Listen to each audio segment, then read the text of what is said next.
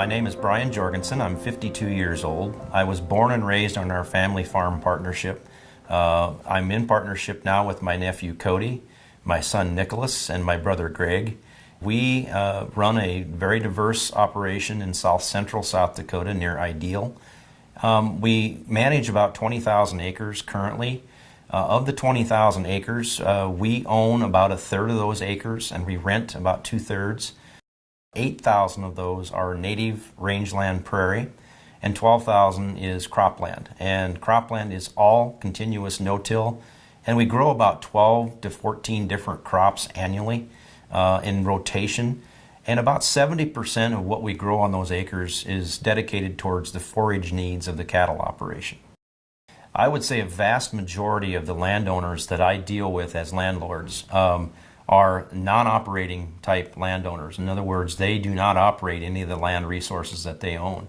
So they're not tied directly to the farm operation. The landlord has every right, since it's his property, and he should educate himself, first of all, educate himself on soil health. What does it take to get a healthy soil? What practices are there out there that we have improved today that will work to help build soil health? Educate yourself on that.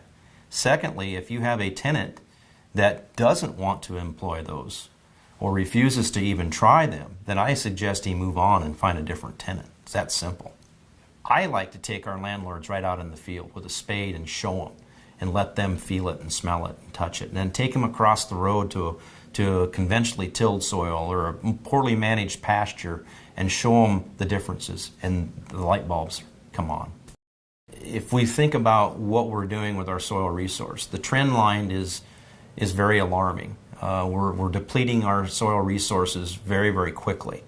I think educate yourself as to how quickly that resource is being destroyed, and do things to counter that. You have to think about the children, the grandchildren that have to tend this land. We've been on this earth for a very, very short amount of time. And if you think about it, none of us really own the land. We're just tenants here. And we have to have the mentality of taking care of it and passing it on to the next generation. What we're learning when we build soil health and we recognize the characteristics of a healthy soil, we also begin to understand and see that there's a lot of efficiency to be gained within the soil health, a healthy soil health system. You're going to be spending less money on inputs. You're going to be spending less money on equipment. You're going to be doing things in a much more natural manner, and you're going to see things like fewer pests, fewer weeds, fewer diseases. If we have a biologically active and healthy soil that handles water and oxygen and nutrients efficiently, that means we can get more productivity out of that acre of soil with less applied nutrient, which means less money out of our pocket. And at the end of the day, we're going to have a healthier product, we're going to have healthier grain, we're going to have healthier livestock.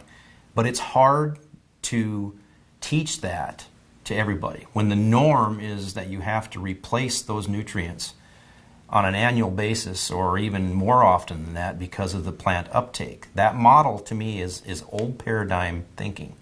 And I think once we understand the dynamics of a natural biological system, we still use those technologies, we still use the organic fertilizers and the herbicides, but we use them more judiciously than we ever have before. Once the landlord understands that, they're all in.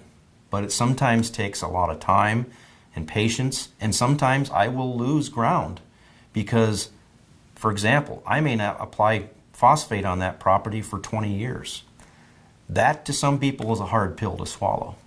But once they understand the science behind it, and at the end of the day when we are making money and what we're growing is healthier and the soil characteristics are improving, then they see the light.